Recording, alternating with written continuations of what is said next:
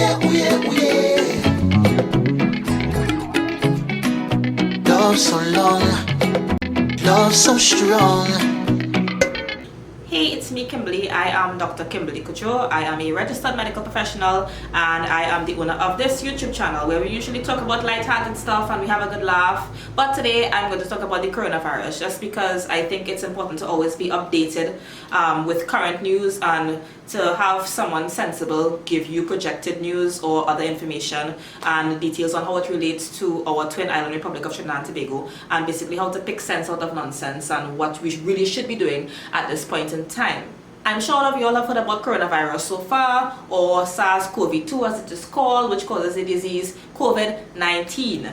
As you all also know, when it was discovered, it was called the novel coronavirus because it was new. And with that newness came a lot of assumptions and a lot of people scrambling to figure out what's going on, a lot of bacchanal, a lot of misinformation. And again, with the misinformation, I reminded myself, since I do use public transport, that the misinformation is still there.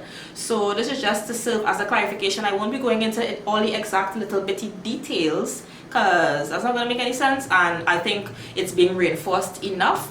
But I do think that I may have some valuable things to mention now that things are accelerating at a certain point, and I am seeing a lot of people again spreading misinformation and panicking.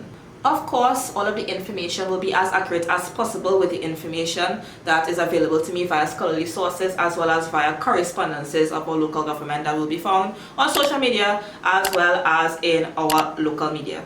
Also, details will be consistent with the date that I am filming this video, which is the 11th, it's the night of the 11th of March. And this is important because I do expect things to change and rapidly so. Also, since this is my YouTube channel, I might throw in my opinion here and there. You would know it's my opinion, it won't be stated as fact. But again, this is my YouTube channel, so my opinion is representative of me, not of anybody else in the profession. Since the emergence of the coronavirus in Wuhan, China in December of 2019, it has now emerged in clusters in several countries, including South Korea, Italy, and Iran. Today, the World Health Organization officially declared it to be a pandemic. Just some definitions for clarification. Endemic refers to the constant presence or usual prevalence of a disease in a population in a certain geographic area. So this can refer to the seasonal flu, which is always present in certain amounts, but the numbers are heightened at certain times of the year. Epidemic refers to an increase, often sudden, in the number of cases of a disease than what is normally expected for that population within that geographic area. Pandemic basically refers to an epidemic which has spread over several countries and continents and affected a large number of people.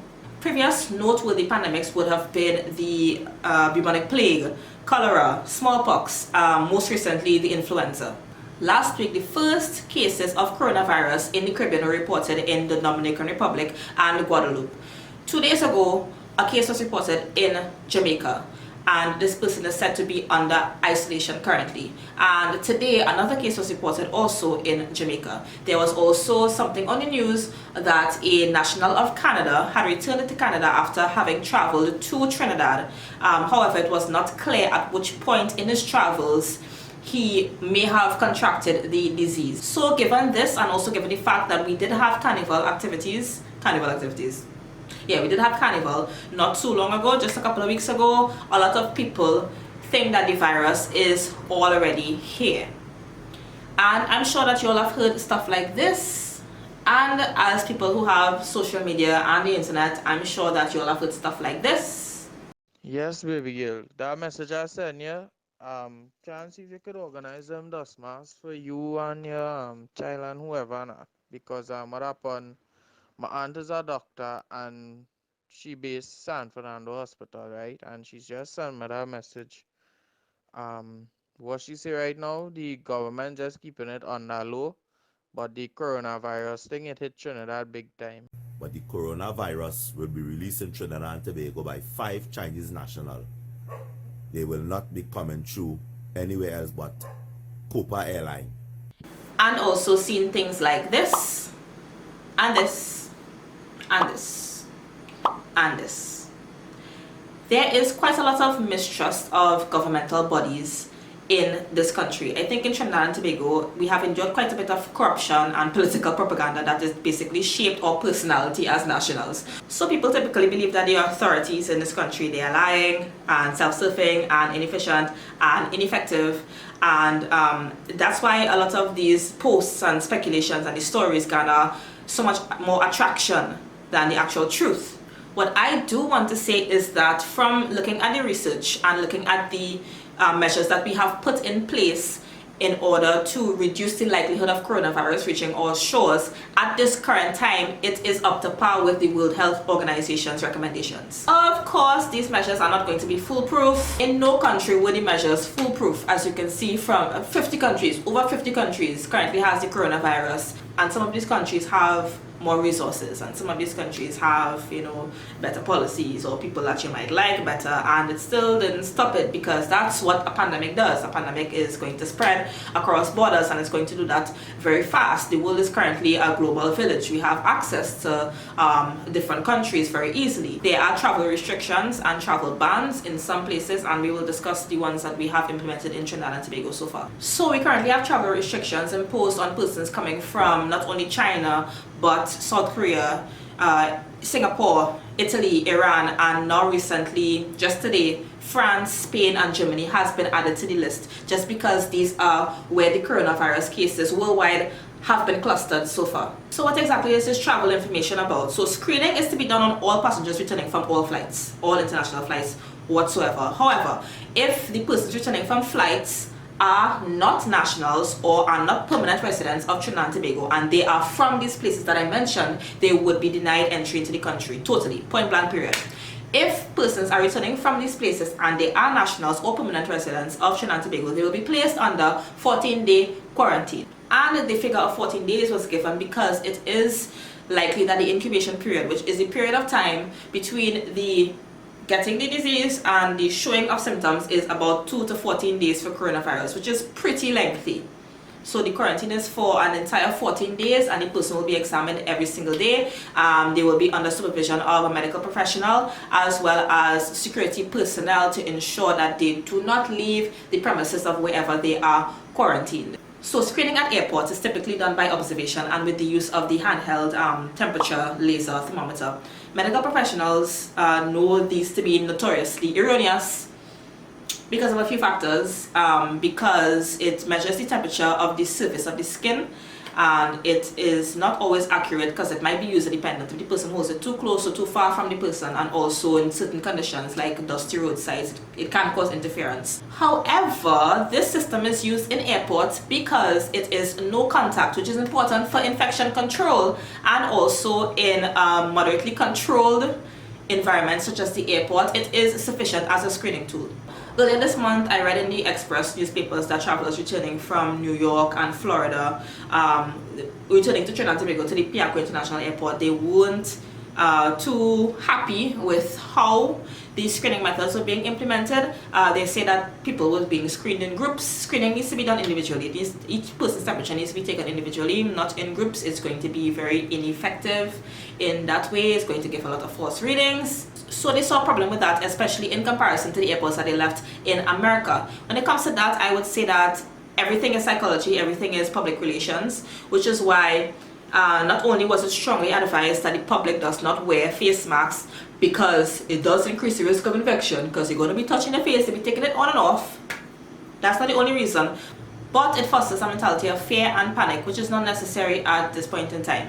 At the airport, an area has been designated near the tarmac, which has 3 rooms where patients can be examined and immediately treated if necessary. So each room has a bed, sink, and necessary equipment for these things to be carried out by port officials. There's also reportedly space designated by the airport's authority to quarantine an entire aircraft if it is that there are suspicion that passengers might have the coronavirus, or a large number of passengers on a certain flight may have the coronavirus. And as mentioned before, individuals who have been quarantined are kept in quarantine either at home or a dedicated health facility for at least 14 days. In Trinidad, there's a facility at the Coral Hospital which was set up initially to deal with Ebola. This was initially a 4-bed area, but it is expected to expand to about a 20-bed area by mid-March in order to accommodate more patients should COVID-19 reach our shores. On February 27th, Health Minister Terence Singh announced that the Couva Hospital would be used as a centralized hub for treatment for COVID-19 if it is that there are a large number of patients or if there's a serious outbreak. Another 67-bed facility is available in St. James if necessary, and another facility is to be opened in Port of Spain soon. Cabinet has set up a national standing committee headed by the Chief Medical Officer and including all of the relevant persons and agencies that would be able to advise the Health Minister on this issue. Because a lot of people say Health Minister is not a doctor, so whatever he says is not going to make sense. He has advisors, all of them are going to be doctors, okay? So this committee includes representatives from Commissioner of Police, Customs and Regulations, Ministries of National Government, Local Government, Education and Labour, Tobago House of Assembly and Tobago Emergency Management Authority. Certified members of the Medical Board of Trinidad and Tobago, including myself, received correspondence on doctors that we can contact for advice if we have interaction with a person or a patient that we do believe to have COVID-19. Also, this is important, don't be fooled, there's only one lab that is currently certified for running the COVID-19 test, so the test for SARS-CoV-2, and that is the lab at the Caribbean Public Health Authority, or CARPHA. So the test is done using a swab of either the throat or the inside of the cheek, and it is sent to the lab to be tested. If the test returns as negative, then it is discarded. If it is positive, then it will be retested, and that will be the test that will confirm the strain of coronavirus, because there are different strains of the coronavirus itself. As far as up to this stage, Trinidad and Tobago has tested, I think, 35 samples, all of which returned negative.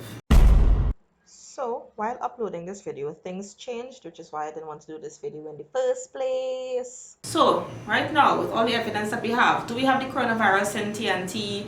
No, but I think the more accurate answer is not yet. Well, obviously, if you're watching this video, then you would be aware that Trinidad and Tobago documented its first case of the coronavirus. This is in a person who came from Switzerland. We are unsure if he is a national of Trinidad and Tobago or just a resident, but he is a resident, and he returned from Switzerland and he self-isolated and began exhibiting symptoms on Wednesday, which was yesterday. So his family is now currently self-quarantining. That's as much details as we have so far, but as expected, the first case of coronavirus is an imported case.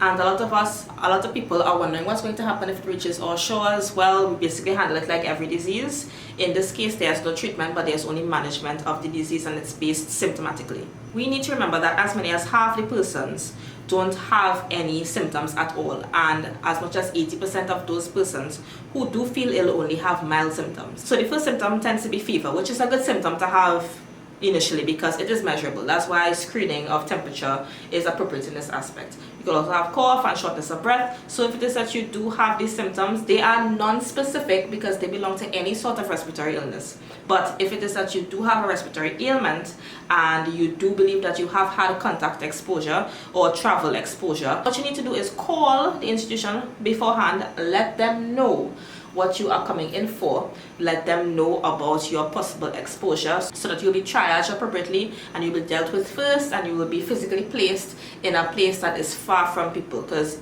you can imagine there's absolutely no person in this country who feels like we are at a stage that we are able to deal with the large amounts of people coming with COVID-19, because a lot of us are seen in the hospital. It is overcrowded. It tends to be very overcrowded, and a lot of people who are there for heart attacks, strokes, and other consequences of chronic medical conditions. And as we also know, coronavirus affects people with chronic medical conditions as well as elderly people more than others. So we can't have people who are suspected of coronavirus to be mingling around the public. Ideally, we will have people coming to homes and individually testing, but even though that was implemented a bit in the early stages when there were quarantines, when the numbers of suspected cases increased, that's not going to be feasible. So in terms of treatment for fever, we give antipyretics. Shortness of breath is managed with supplemental oxygen or assisted ventilation. Severe cases of COVID-19 often leads to lung failure, but it can also cause kidney and cardiovascular failure. All of these things are rapidly fatal in the absence of intense treatment and prompt treatment in the intensive care unit setting. So in addition to assisted ventilation, patients may require dialysis or drugs or machines in order to support their cardiovascular system. However, managing a patient, whether it is in the ICU setting or not, in the terms of COVID-19 is going to be difficult just because of how infectious and contagious it is. Patients must be individually isolated. All staff must wear personal protective equipment. At the very least, they must wear gloves, N95 masks, those are the proper fitting respirators, gown, goggles, visors, and these personal protective equipment must be put on and taken off before and after each interaction with each patient, and it must be discarded properly. In China, 2 in every 5 cases in the early stages were acquired in the hospital, 2/3 of which were hospital workers, and a significant number of them actually died. Skilled staff is a limited resource, full stop, but it is a limited resource, especially in a country of this size. So currently in Jamaica, there is contact tracing going on. They have 2 cases currently. They need to look for all the people who were exposed to these persons or persons who would have had common exposures to these people that have been confirmed or tested positive for the coronavirus. So they're looking at living situation, transportation, any public events that the person would have attended. But as much as their health minister and our health minister would say that we are fully prepared for the eventuality of a larger widespread COVID-19 cases, I think that this is most likely a gross underestimation. Currently in Italy, in Lombardy, which is the most developed region in Italy, and they have superb healthcare notoriously. Their healthcare system is overwhelmed. They have patients with respiratory failure that cannot access management because they don't have equipment. They're experiencing lack of staff. Their staff are actually becoming patients with the same disease that they are to be treating. If they could crumble in the face of the disease, I think it's a possibility that we can too. Again, this is not up to y'all. This is not your issue to deal with. This is the health professionals to deal with. This is the minister to deal with. This is the cabinet that I described with all of these personnel to deal with. Because even if we were to think about it, the health sector is currently burdened by persons with chronic diseases that the public, y'all, refuse to ameliorate. Or sector is already burdened by trauma cases, avoidable accidents or trauma incidents, and that's just in the day-to-day runnings. Clinic would likely be stopped. Normal non-emergency surgery cases would be put off, and a lot of changes will be made generally. This is why so much stress is being paid to what you all can do. This is why the Ministry of Health messaged everybody during Carnival about 50 times. I don't know, they messaged me only once. I don't know if they didn't care if I died or not, but they messaged most people stressing prevention. So we know what we have to do. We have to wash our hands, we have to sanitize our hands. We all should know how to do that by now. We all need to know to avoid crowded spaces. I know it's important to our culture at times to be in crowded spaces, but thankfully at the point in time that Carnival in our country took place, we didn't have a cause for travel restrictions. We didn't have a cause for travel bans. There wasn't even a thought at that point in time that COVID-19 could end up being a pandemic. So that's why there was one incident in 1972, I believe, where Carnival was pushed back from February to May, and that was because of the threat of polio. So at that time, polio was an epidemic. So if at the point in time that Carnival was to take place, that coronavirus was an epidemic, oh yeah, we would have cancelled it. But yeah, that didn't happen, thankfully, and 14 days has well passed since Carnival, so we would have gotten our cases to be confirmed at this point in time. So we escaped that in that aspect, right? But there are still lots of parties going on. There are still lots of social gatherings that's going on. If it is that there was an emergence of this disease in the country, then we would have to be smarter about what we look to engage in and where we look to go. And again, with the masks, no need to wear the masks. Just these simple tactics are very effective because the transmission of this disease is person to person via droplet infection. So just for clarification, airborne spread happens when the infected droplets are evaporated into the air and it gets suspended and the person breathes it in. And this usually happens with smaller size virus particles. It is different from droplet transmission, where the droplets are too large to float. So they need to get sprayed directly into someone's eye, their nose, or their mouth, to just pass the face that has the mucous membranes. So in the case of coronavirus, you have to get these droplets, these respiratory droplets, from the mouth or nose of an infected person into your mouth or nose directly, or from contact with surfaces and then you touching your mouth or your nose. So you can see from what we say we need to do for prevention, it would be effective enough in most cases. But everybody is considering, why is the world shutting down seemingly for COVID-19 and it did not do the same for SARS and MERS? SARS and MERS are also coronaviruses. They belong to the same family. They have a lot of the same characteristics. Just some statistics. At the height of SARS, there were 8,422 cases with 916 deaths across 29 countries. The estimated case fatality rate was 11%. For Middle Eastern respiratory syndrome, which was responsible for a large number of respiratory illness or respiratory disease outbreak in 2012, there were 2,494 cases with 896 fatalities over 27 countries. This had a case fatality of 34.4%. COVID-19 seemed to have an initial case fatality of around 2% in China, but as it spread worldwide, the World Health Organization has estimated that the case fatality is about 3.4% currently. Yet, it is clear that other major respiratory diseases in recent times, other coronaviruses, the SARS and the MERS, each killed less than 1,000 people each. And the coronavirus has currently killed more than twice that number thus far, which is probably the reason for the heightened awareness in that aspect. It also has been reported that 50% of the cases so far have recovered, and we all know that it's people who are mostly over the age of 60 and who are immunocompromised that have the greater chance of dying from this disease, with persons over 80 having a 14% risk of death. The problem with that is, and the problem with that outlook, be like, oh yeah, it's just old people and immunocompromised people. It shows a bias in terms of who you appreciate in society. Yeah, they are important and they make up large numbers of our population. We're going to lose a lot of our population in that case, and these are valuable members of the population. So it's not just immunocompromised people as in people with listed diseases, but people with chronic diseases as well. The case in Guyana is someone who has both diabetes and hypertension, and that would have increased her susceptibility to the disease and also would have increased her possibility of mortality from the disease, and she did pass away from it at age 52 years old, I believe. So even though it's great that the majority of the cases aren't life-threatening, that's a threat to the containment of the disease, because undetected infected people are going to be going about their normal business, going to work, going to school, traveling. So it comes down basically to personal responsibility, which is not a familiar concept to a lot of Trinidadians. So your personal responsibility is to use the prevention measures, right? Wash your hands, sanitize your hands, and all that. Personal responsibility in realizing that if there have been a confirmed case and you have had contact with that person, that you identify yourself, even though it does mean that you will have to be placed into quarantine. Personal responsibility as in, if you yourself have a respiratory illness, that you do not go and mingle around the public unless you have confirmation of what it is and what it is not. Personal responsibility that if you do have COVID-19, that you comply to whatever the authorities say. Also, we have a sort of illness culture in this country that is very concerning. On observation, in sometime in February, commuting via public transport, there was a man in the backseat with a full-grown cold, no rag or tissue, anything in sight. He was coughing and sneezing out of the window.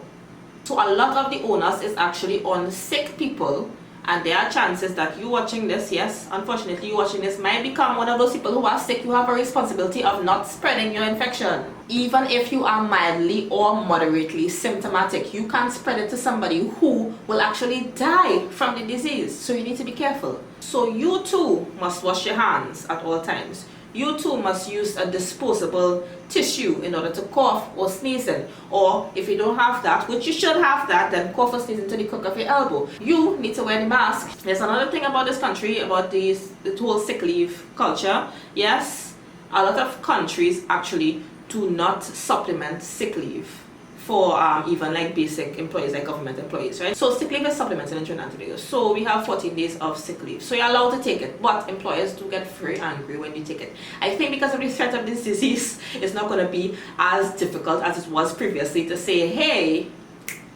I have respiratory infection, I'm not coming in. And this is not something that we should make fun of or take advantage of either. But if it is that you do have a respiratory illness and you call in, you should be allowed your allotted sick leave, and whoever is short-staffed is short-staffed. If a company is unable to reach productivity levels because of your temporary absence, it is due to their failure to acquire proper numbers of staff.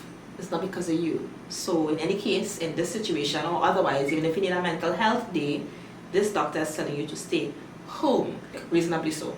With regards to panic buying, don't panic buy. Panic buying is basically just going out and stocking up on a whole bunch of items, toiletries and non-perishable foods. Don't panic buy, sensibly buy. It's always smart to have extra stuff at home. I always advise my mom does this on her own, but we also do a check, make sure you have sugar, flour, you know, canned foods at home, make sure you have enough tissue and toilet paper, but you can't be buying it out. In America they're currently buying it out, and what is happening is that the elderly people who will be more at risk, they don't have access to stuff at the grocery store. They can't drive around to different grocery stores like we can. You know, they don't have the facility, don't have the ability to do so. So we're just putting them more at risk and we're making them uncomfortable. So we do have to mentally plan for worst case scenarios. We have to plan for the possibility of schools being cancelled, of people having to take return flights back to their home. UWI students who belong to Barbados or Jamaica having to go back home from Trinidad because they don't have place to stay if residency and the classes are cancelled. We have to consider that your boss might be telling you, oh, you might have to work from home, which most people would enjoy. But we have to also consider that schools might shut down if things get very bad, that transportation is not going to work as efficiently because people don't want to put themselves or their family at risk. We have to consider the possibility that you won't have daycare for your children, and that will be a conflict in terms of work. We also as a country need to brace ourselves for the possibility of difficult economic times ahead because energy prices may fall. Also, tourism would be affected and food service industries would also be affected. However, there is still no place for panic or fear. As I said, there are a set of things that we have control over and there are still things that we don't have control over. The things that we do have control over are so much more important than the things that we don't have control over. What is comforting is that we do know what the disease is, so they are able to start working on antiviral treatments as well as on a vaccine. So this disease can be completely wiped out or eradicated if it is that we get a working vaccine, and trials are currently going on for the vaccine. Also, the virus has the ability to be wiped out completely, I mean physically, wiped completely from surfaces using some disinfectants, which I will leave a link below to what the CDC recommends that can be used in order to clean surfaces, and also can be cleaned by washing your hands and sanitizing with sanitizer that has over 60% alcohol. The news headlines are going to be dramatic. It is called sensationalism of the media. I remember doing a project about that in primary school, and I have not been in primary school for a very long time, so it's been around for a long time. And now, especially that we get our news online, they want us to click the stories, so they get advertiser money from when we click the stories. And people want fame and popularity. People always want to seem like they're psychic. So people are going to share, you know, possibilities of what may happen, and somebody has to be right, and that person who is right will be like, aha, I said that. It was like, yeah, but you were wrong 50 times and everybody else was wrong. You're not psychic. People are going to do that because they like fame, but that's going to spread faster because we have the internet and we have it online. But honestly, false information used to spread offline before the invention of the internet as well. We just need to be smarter. Right now we do have the devices where we can fact check and we can look at resources and see, okay, is this a sensible resource? Is this a scholarly resource? Is this an official statement, or is this absolute nonsense? We have that personal responsibility to do that as well. And also, as best as possible, don't spread any misinformation. If you hear something or see something that you're unsure about, you could always contact somebody that you know might be able to do the research for you, or you can do research for yourself. You could always contact me. You know, I always leave my socials in all my videos, and we can fact check the information that you're getting. Attorney General Faris Al-Wari actually spoke about the possibility of prosecuting people who spread fake news online. Not sure what's going on with that, but as I said, it's going to happen either way. It's just for us to know what we're going to internalize. So listen to global news, listen to what's going on with the World Health Organization, listen to what's going on in America and what they're doing there. The CDC, you know, heads what's going on across there. So right now they have a 30-day travel ban from Europe, so nobody from Europe can enter the United States of America. And we so far don't have any travel restrictions from the UK or the US, even though we do have numbers of coronavirus cases, COVID-19 cases in those countries. So it's also important to look at the news, reputable sources pertaining to those countries that we know that people frequently travel to Trinidad from. So listen to the news, BBC, CNN, whatever news you like to listen to. Listen to news, if you're getting it from written media, then the papers always tend to be good. Read the entire story because the headline is often sensationalized. If you're looking at it online, then make sure that it's news from the papers that you know that actually exist, not from random sites. So, you know, Express, Newsday, Guardian, whichever floats your boat, they tend to be correct. And if they are wrong, they can face legal consequences. So a lot of times they try to not be wrong, right? Look for correspondences from the Ministry of Health. Look for what Minister Terence Dale Singh is saying. As I said, he has advisors who are more knowledgeable about the health aspect of this than he is, and they would try as best as possible to come up with a plan that makes sense for this country. Also, you can share this video. Yeah, you can share this video. You can comment down below if you need clarification on anything, or you can personally message me for clarification. We can see if we need to do a separate video or a live stream, or just reply to comments down below on information, because I have been keeping up to date with a lot of the information / all of the information I think I've been reading for a very long time. I myself was sick, respiratory illness, still coughing. That's why if this video seems very edited, it's because I'm coughing quite a lot, so I wasn't able to film it for a very long time. I've been planning to film it since February, but as I said, I got ill. But next video we will go back to our regularly scheduled program of doing stuff on the internet, and that's all for this video, and I'll see you all in the next one. Bye. Love so long, love so strong. When I look into your eyes, all the stars align. She on a different vibe, a different high. Got to make her mine. So I stepped to shorty, ain't got no time to waste. To my surprise, she start to grind.